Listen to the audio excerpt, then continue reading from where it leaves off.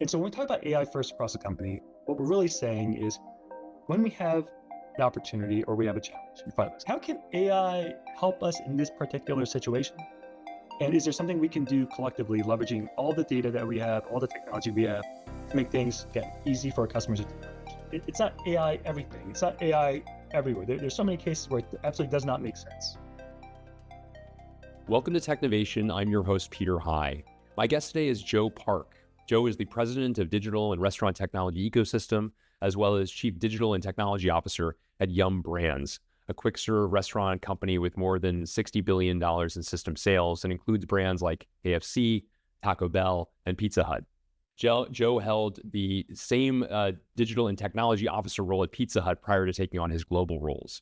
I look forward to hearing more about his new role, how his colleagues are helping drive outstanding customer experience through internally built commerce platforms and kiosk technology, among other innovations, progress the team is making on employee experience as well, and driving improvements across the restaurant operations more generally speaking, among other topics I'm sure we'll cover together. Joe, welcome to Technovation. It's great to speak with you today. Hey, Peter. Thanks for having me. It's a pleasure. Well, Joe, maybe we begin with a bit more context with regard to the business that you are an executive of. Can you describe Yum Brands business in your own words, please? Yeah, look, Yum Brands is the world's largest restaurant company with over 60,000 restaurants across the world in over 155 countries. We have four iconic brands, like you mentioned. We got Pizza Hut, KFC, Taco Bell, and the Habit Burger and Grill. And when we think about Yum Brands, we've got not only iconic brands, we've got craveable food, but we've also got over 1 million employees and franchisee team members through our franchisee system. It's a company that's about 98% franchisee owned. And for us, we've been on this journey where across Yum Brands, we've been undergoing this massive transformation, especially coming out of COVID, where now we're over 50% digital sales. And so all these factors coming together, changing consumer dynamics in digital, it's a great moment to be in QSR. Fascinating. And thank you so much for sharing a bit more about the broader context of the scale of this business, which is considerable, as you note. Talk a bit about your role. I mentioned sort of two different portions of it. One of the first of those, the president of Digital and Restaurant Technology Ecosystem, is the newer set of those, but also your legacy role as Chief Digital and Technology Officer. Can you explain each of those and talk a little bit about the interplay between those roles, if you would? Yeah, if I start being the Yum Brands Chief Digital and Technology Officer role, it's really simple. At Yum Brands, we believe that we can apply technology and ingrain it into all parts of our business, whether it's the customer, our team member, the restaurants, or for our franchisees. So a big part of that responsibility for me is to make sure that everything we do leads to easy experiences, easy operations, and easy insights. And as I stepped into the role in March of this year, succeeding Clay Johnson, who's a dear mentor and friend of mine, it's meant to carry forward that vision that we've had for the last 5 years as a company. And that spans your standard digital technology scope, like cybersecurity, corporate shared services. But in addition to that, we also have built a lot of our own technology. And our strategy for the last 5 years has been to build or buy technologies that we believe help our franchisees get the best value with differentiated capabilities and also have all the talent that can help support their businesses and grow. And so not too uncommon from other CDTO roles. What's happened as I took on that role is we started building technologies that were bespoke and for our businesses, starting with many in the US, like Taco Bell US being on our own e-commerce platform. Then came KFC US and then Pizza Hut US. And you start thinking, wow, these things can actually really scale internationally. Like I mentioned, we're in over 155 different markets. And we start thinking about that, we started realizing that all these technologies that we have work pretty well in pieces. What if we brought them all together? Think about a big SaaS company, start professionalizing and selling it in so that franchisees get more technology that's better, faster, cheaper, and safer compared to anything else they can get. And so the new role that I've taken on is really meant to formalize that structure and be able to build and deliver this whole ecosystem. Think about it as a restaurant in a box for franchisees to be able to purchase and use to run their business. Well, it's interesting. How differentiated is the experience? The restaurant in the box, as you note, fascinating idea. As I think of across the iconic brands that make up Yum Brands, how much translation is necessary of that restaurant in a box into the different environments that you have, and not only the different brands, but also the different geographies, as you mentioned, which I imagine have some differences across those. Talk a bit about how you think about that translation. Yeah, that's right. It's a great question. And, when we started our journey back in 2019, well, to set the stage, I think Yum Brands and our brands across the whole were averaging about 19% in digital sales mix. Fast forward to today, over 50%. That's a lot of change in a really short amount of time. You're essentially running more of an e-commerce business than not. And as that shift happens, you've got the entrance of third-party food aggregators that we all have been conditioned to start using, like DoorDash, Uber Eats, and so forth. There's a proliferation of hardware now in our restaurants with tablets and kiosks and so forth. And finally, you've got this explosion of tools that are needed.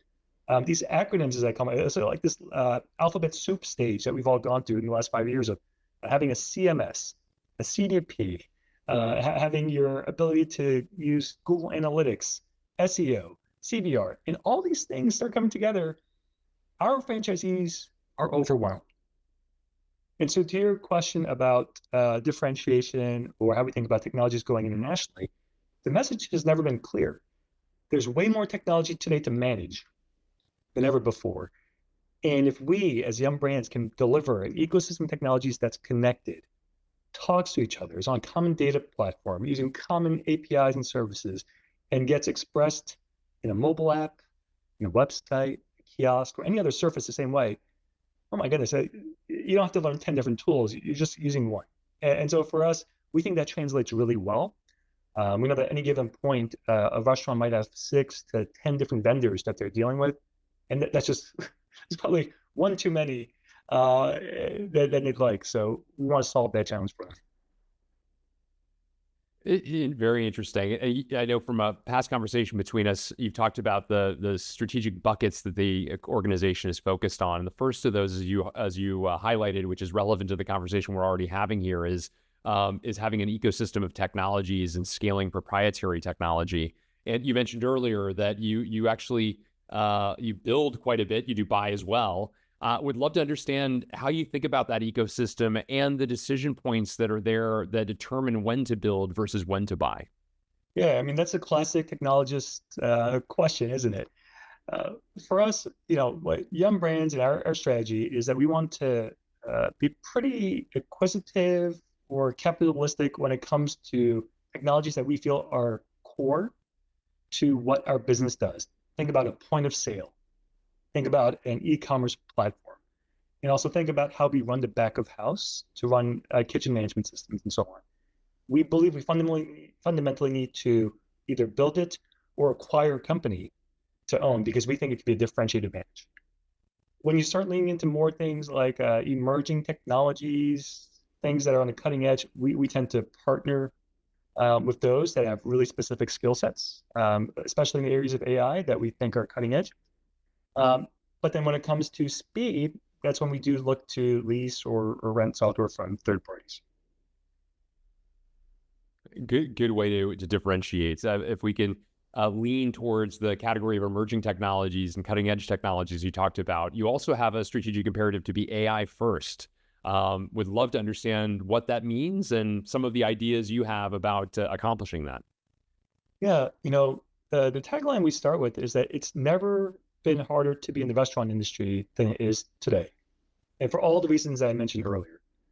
And if you were to be a betting person and think about where we're at today with the early stages of Gen AI and think about what's on the horizon, we don't see it getting any slower or easier next 2, 3, 4, 5 years. And so when we talk about AI first across the company, what we're really saying is when we have an opportunity or we have a challenge in front of us, a real big, hairy business problem, well, let's say, how can AI help us in this particular situation? And is there something we can do collectively, leveraging all the data that we have, all the technology we have, to make things, again, easy for our customers and team members? we say AI first because we also add a ellipsis, dot, dot, dot. It's not AI everything. It's not AI everywhere. There's so many cases where it absolutely does not make sense. And for us, for Young Brands, we've been on this journey where we've actually partnered with the Harvard Business School, in this case, to think through what's the right approach here in galvanizing and challenging our organization to make this shift to embrace AI, knowing that comes with certain risks. And what we've been doing over the past 6 to 9 months is working on this AI and digital mindset curriculum for our top 200 leaders, partnering with the Harvard Business School to really get into it. Really, it came down to mandatory in classroom-like settings. It was like an MBA, reading a digital mindset book so we can all have the common vernacular and vocabulary, and getting into case studies and hands-on examples of how Gen AI works, how we built an AI factory, understanding the importance of data. And so I throw that in there, Peter, because when we talk about AI first, we fully understand that before you even talk about the technology, we have to make sure that we understand what AI is, we understand its limits, and only then, if you've got your top leaders and eventually cascade down to the rest of the organization, can these use cases start from a basis of solving real business problems, understanding what's needed, the ingredients of data and models, and then finally how you execute and realize what that whole value chain ought to be when you're saying, hey, give me an AI solution. Now our leaders know what that takes. Yeah, very interesting indeed. I just to clarify, you mentioned the top, was it 200 leaders?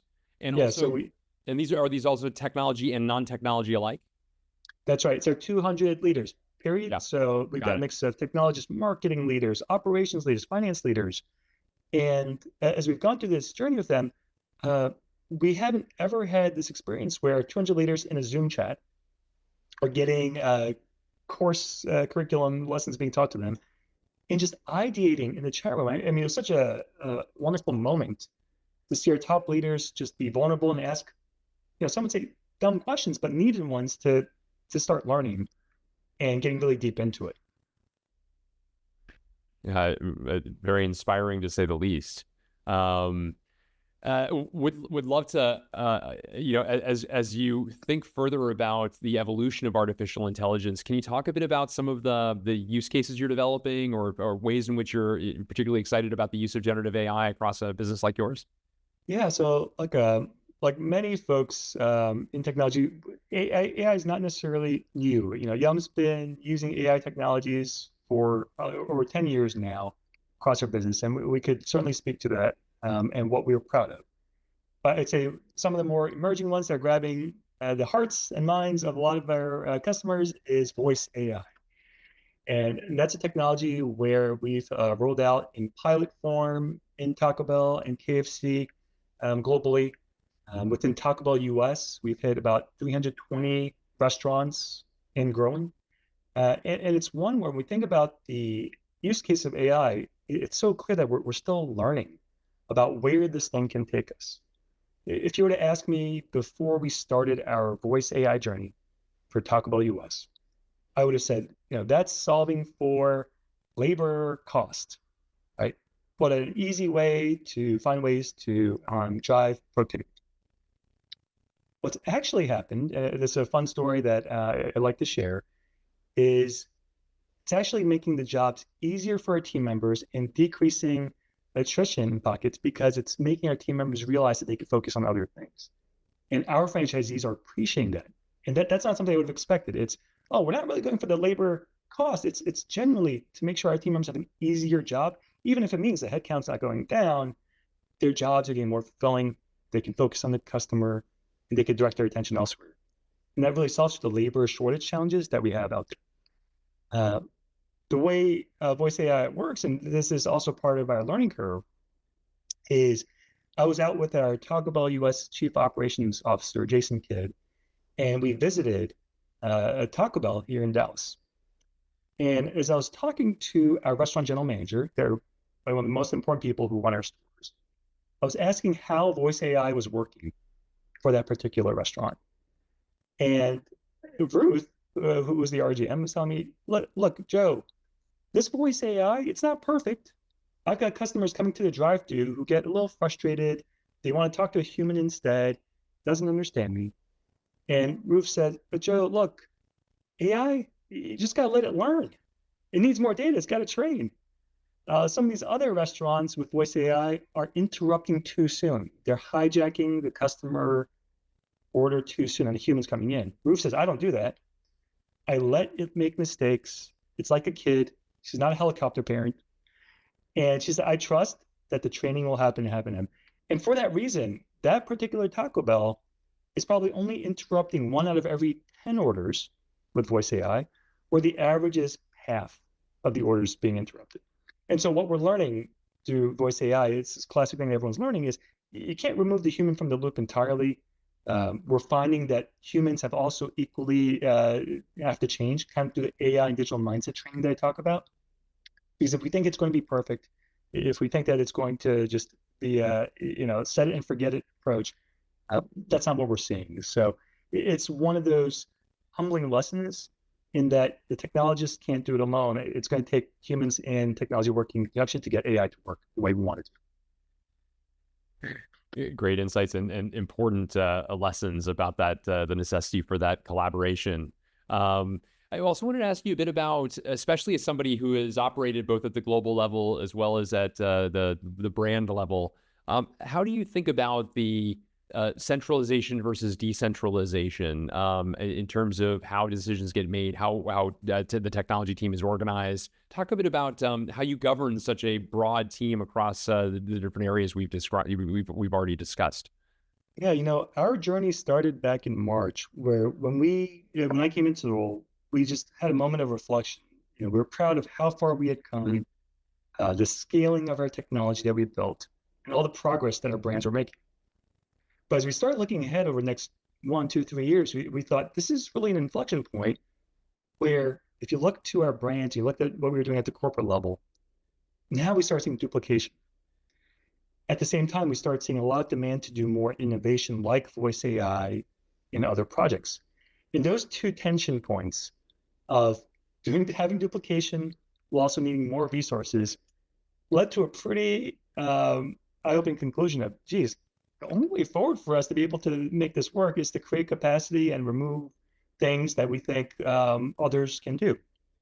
And so the mentality we took into this reorganization that we've been working on over the past 6 months is let's try and integrate or centralize as much as possible, but also differentiate as much as needed in order for the brands to do what they need. And, as we looked at where certain sub-functions of technology like product management or UX and engineering and data should sit, it was clear that the further the teams were away from the customer, the more it could stay in the center.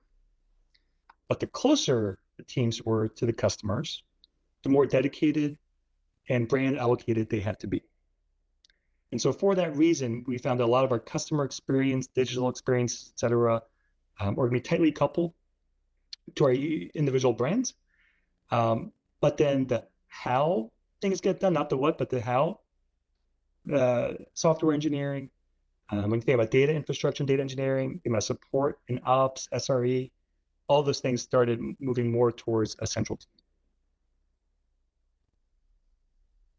Thank you for sharing more about that thought process. You mentioned earlier that now 50% of sales, I think you said, are digital. And you talked about, we began to talk a little bit about the role of customer experience digitally. And I'd love to, we talked a little bit about the kiosks I mentioned in the introduction, the homegrown commerce platform as examples of this. Can you talk a bit about your own philosophy and what has worked well, perhaps double clicking on some of these very ideas in terms of innovations, digital innovations that are impacting customer experience in a positive way? Yeah, for us, it starts with digital sales and hitting 100% digital sales as a target as our vision across our brands. And they're all at different stages of that percentage, but they've all made leaps and bounds over the last 4 or 5 years. And the thing about a digital sales dollar versus an analog one is that we love everything about the digital sales. I mean, with the digital sales dollar, you start understanding who the customer is. with the digital sales dollar, it typically means you free up a team member to focus on other things than tend to the cash register or point of sale system. And with digital sales dollar, we get a ton of data. And with that data, our franchisees can make better decisions, serve our customers better, and be able to run their operations more efficiently. And so as we strive for 100%, a favorite example of mine is you take a look at kiosks. There's a decision made by our KFC business that kiosks should be a brand standard. And, 2 to 3 years ago, I think our kiosks might have been set up so we had 1 out of every 4 KFC stores had a kiosk. Fast forward to today, 1 out of every 2 KFC restaurants have a kiosk. And at this pace, we should be well on our way such that KFC has kiosks in all their restaurants. Now, why are we doing this? So if you think about the kiosk experience, being able to walk into KFC and Taco Bell, by the way, which is all 100% kiosk penetration in the US, you really get to go in and at your own time, your own pace, you can go in and customize your heart out. Yeah, I think customers enjoy that, being able to get their order just right, see it, and know that that's what they want to do. And as we look at our future roadmap with AI and personalization, we know that's only going to get better as we start understanding your preferences. I mean, even today, customers can go to a Taco Bell kiosk, select a vegetarian toggle. I think the screen even turns to a shade of green, and you can start picking from things that suit your dietary preference and fight through the clutter and be able to get what you want. And when we see the results of that, it's working. I think from a business perspective, we're seeing that depending on the over 155 markets, depending which one you're in, the sales uplift from having kiosks for franchisees in our business could be anywhere from 18 to even as high as 30% when sales are on the kiosk. And we know that it's because customers at their own time, at their own pace, can discover new products, can flip around, and it's almost like having a smartphone experience just on a larger screen. And it helps them, helps our customers get what they want. And finally, for our franchisees, there's an economic upside too, if you think about it. If I take myself, who's lactose intolerant and as leaning more towards vegetables, for me to go into a Taco Bell or KFC product, remove the cheese, right, remove sour cream and all that stuff, that's helping the margin for our franchisees too, right? That extra layer of customization. So all in all, we see this as a win-win experience that I think helps everyone, not just customers, get a benefit.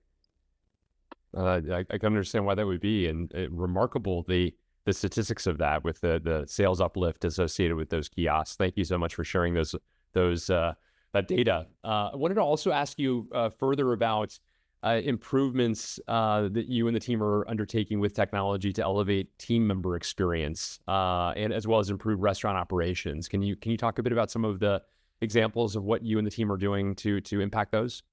Yeah, we've got a couple of examples that come to mind.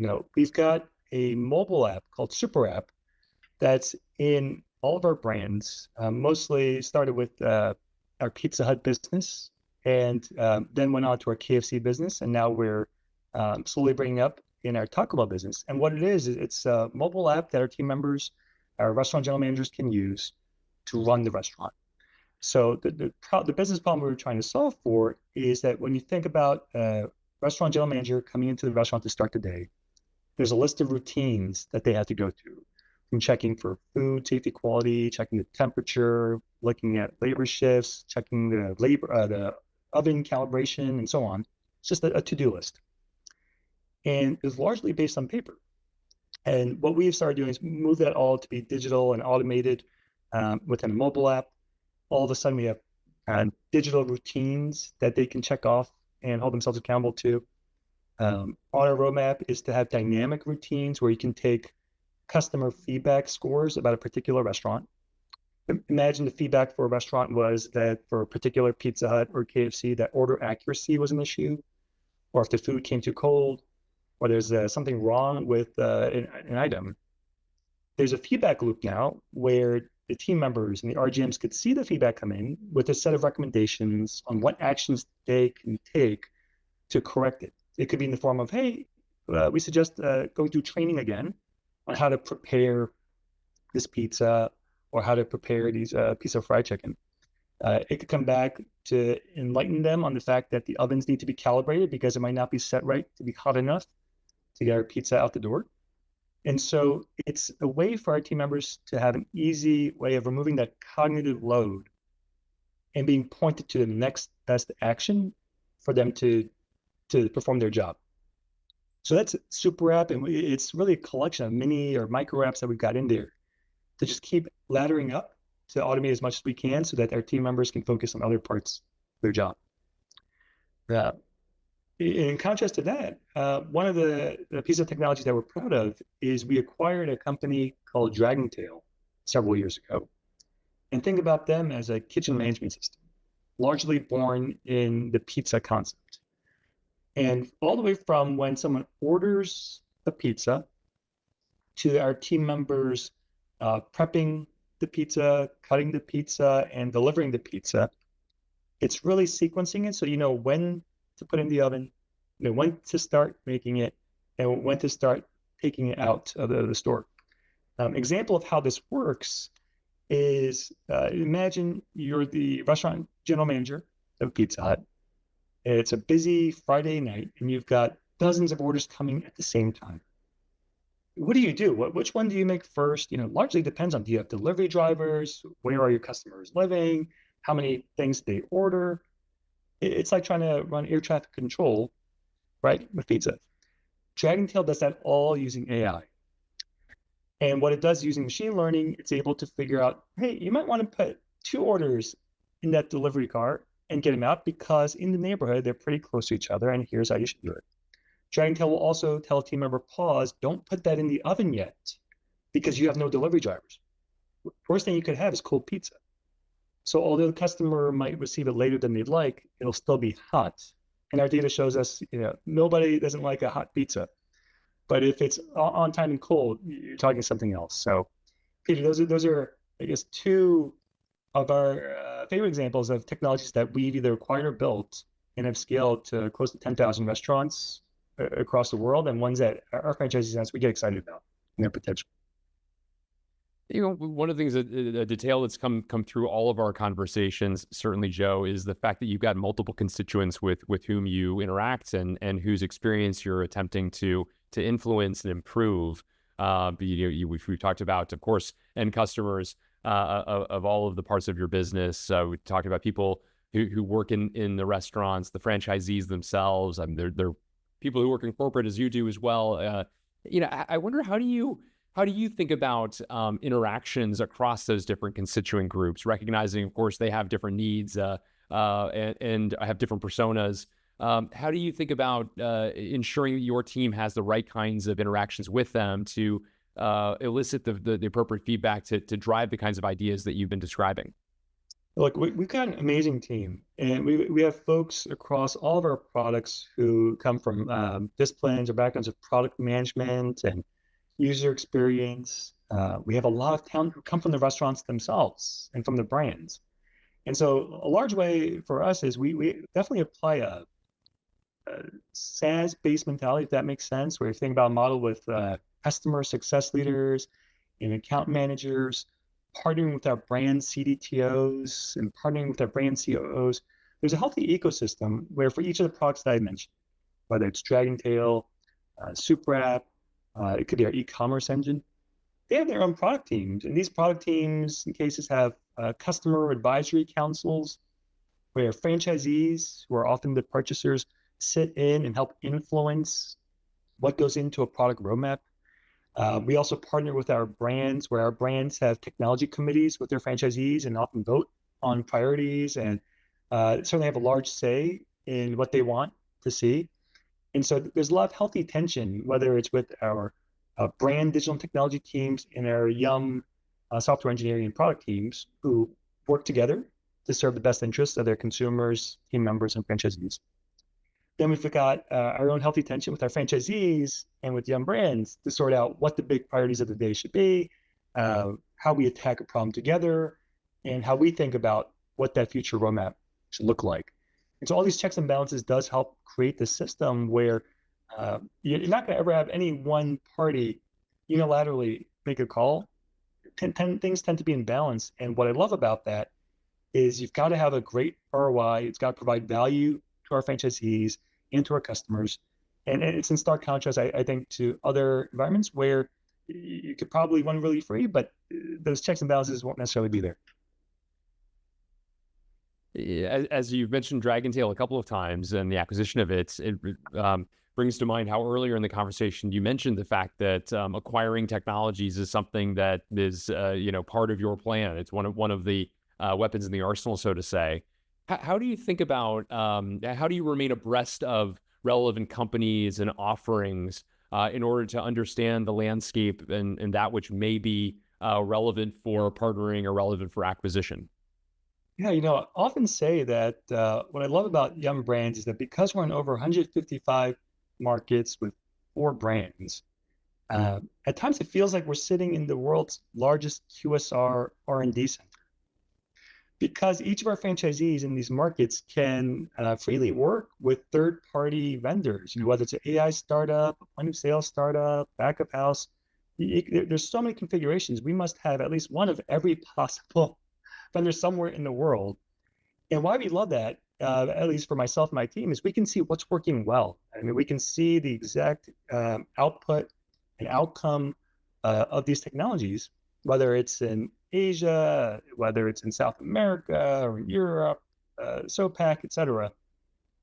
It helps us understand what's working, what's not, what's emerging, what's quite not ready.